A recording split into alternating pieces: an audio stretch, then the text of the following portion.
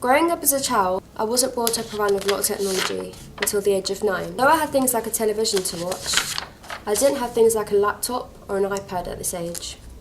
Compared to those born now, known as the millennials, that have all the latest gadgets from a young age because of how society has changed throughout the years. Everything that I did below the age of 9 can now be done on an electrical device, for example, a mobile phone. Okay, so I first started off with using these two social networking sites, mainly because my sister was using them at the time. I used Bebo for portraying myself as a creative person. I would put my favourite music videos on there.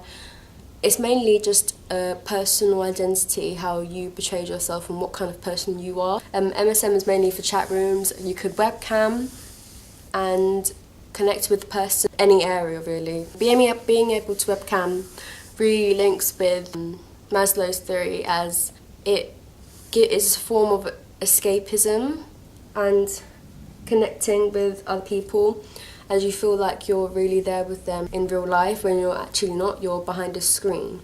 Being able to do this, it actually competes with other social networking sites, things like Skype.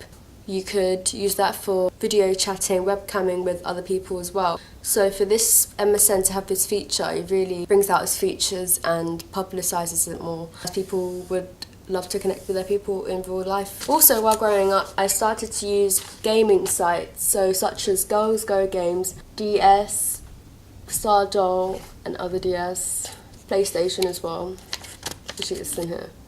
But I mainly use these all for entertainment, and is a form of escapism as well, because it gave me a sense to escape from reality when I wanted to get away from my mum or like any of my friends. I just wanted my time to myself. I would play games because I find it a form of entertainment, and I felt as if it was giving me a sense of accomplishment, as in games it gives you a chance to win, be a better person. Then in real life it is all competitive, but in games it is like more fun because you are winning and you feel more confident in yourself when you're winning.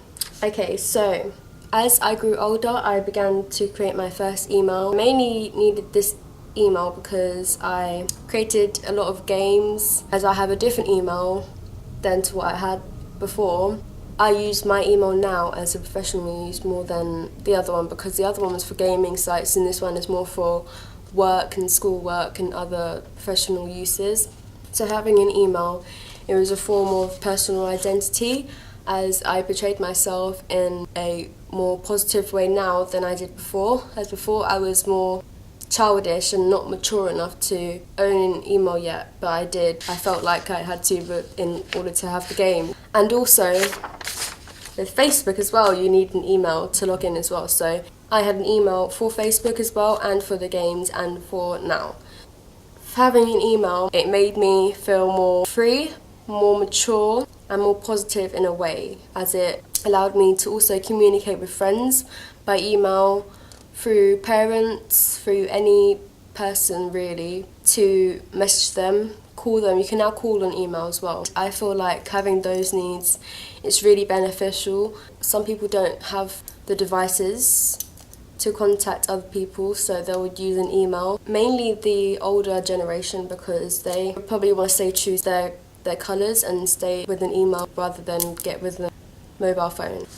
And also, growing up, I had a BlackBerry for my second phone. My first phone was a Sony Ericsson, but I mainly used that for texting my mum, as I didn't have Facebook at that time, so I used that for texting my mum. And it links with Maslow's hierarchy of needs, because it's a form of safety and love and belonging, as my mum cared and she didn't want me to be in any danger whatsoever, so she gave me a phone to contact her if I was in need or anything. My second phone was also a BlackBerry, as I said before.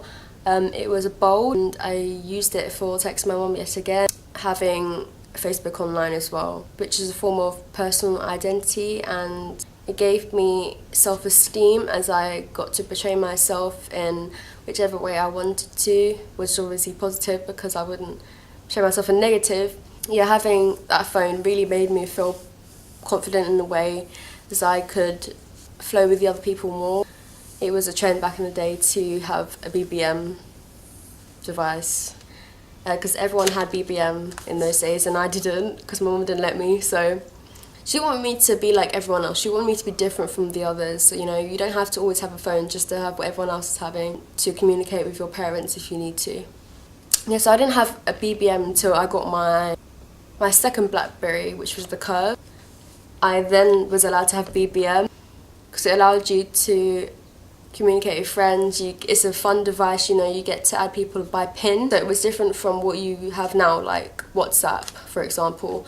You have to use numbers instead of a PIN, and I think that WhatsApp is a bit more dangerous because you're giving out your actual personal information. Rather than BBM, you get a PIN. It's more like just a BBM code, to be honest. So there's not really any form of safety with WhatsApp, as you don't know if it's secure enough to actually hold your personal information. Rather than BBM, it kind of was, because you only got a code and you could post whatever you wanted to on there, any statuses, any profile pictures. Rather than WhatsApp, it's just your number. If anyone has your number, then that's not a positive thing, obviously.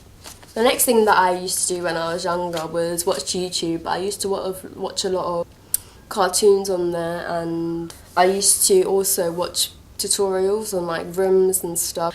I used to watch a lot of room tutorials on how to decorate my room, because I was decorating my room at the time, but I just got more carried away and addicted to it because it was so intriguing and so interesting, and to find out what I could do and how to create my own stuff DIY. I tend to go on the computer or laptop and just watch YouTube, as it was more of my personal space. As anyone, if I was watching TV, I wouldn't want to watch what I wanted to watch. Rather than YouTube, I can watch whatever I want and no one else would bother with that. So I watch a lot of cartoons on there, such as Simpsons, Cartoon Network stuff.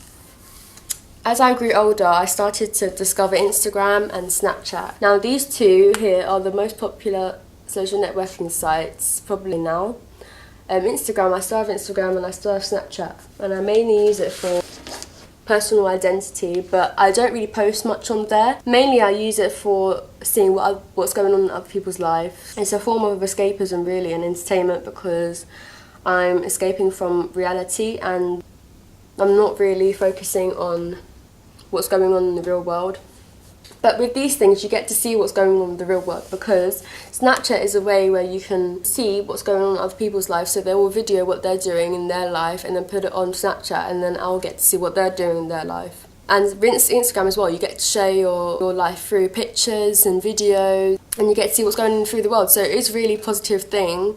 But on the other hand, it is not a positive thing as well, because you can portray yourself as a negative person. Depends how you put yourself out there. For me, I will put myself out there as a positive person, but I like to stay independent and not brag too much about myself, or become one of those annoying people who would post pictures of themselves every day, or about their food and what they're doing. No, people don't want to see all that stuff. So with Instagram, it's more like who you are and what you portray yourself as. Okay, as I got older, I got the iPhone for my birthday. It was the iPhone 5. The thing about the iPhone is that you can download any app that you admire, and you can also FaceTime. And the thing about FaceTime is that it's basically the same as MSN, but it's a grade up. It's where you can communicate with people through the use of your camera. And no matter what country they're in, they could be in New Zealand and you can be in London and you can be FaceTiming, which is very beneficial, as you get to see what's going on in their life and they can see what's going on in yours. FaceTime also coincides with the UNG theory, as it gave me motivation to have the need to vent my feelings and gain recognition from the other person. As you can see, the two people are holding the phones and they can see one another, so it's like they're talking in real life.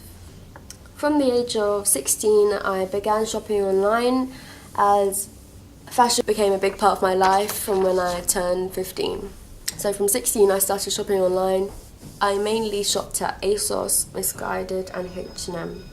I think that shopping online was more of an independent thing, as everyone has time to go out and shop on the street. They would find it easier to shop online and get it delivered to their house, so that was what I did. I believe that I shopped online because you didn't have to wait online, and it was more convenient for me, or you don't have to wait at the till for shop assistants, which helps you with your purchases. You can do your shopping in minutes even if you are busy, apart from saving time and avoiding crowds. And online shopping gives us the opportunity to shop 24/7. I believe that I shopped online as well because it's better prices, as I get cheap deals and better prices from online stores because the products come to you direct from the manufacturer or seller without middlemen involved.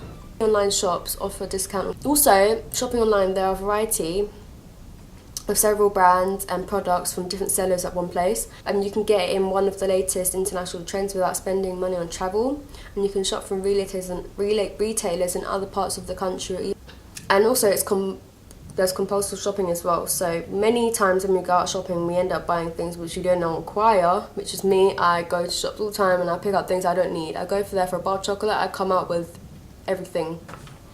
Lastly, what I use now is Netflix. I believe that Netflix is a good app because it's a form of escapism where you can watch a lot of films and that suits you and your mood. So if you was in a bad mood, you'd watch something that would lift you up more. If you was in a good mood, you'd probably run a risk yourself and watch a horror movie and scare yourself. So yeah, I watch Netflix mainly because it's a form of independency and escapism.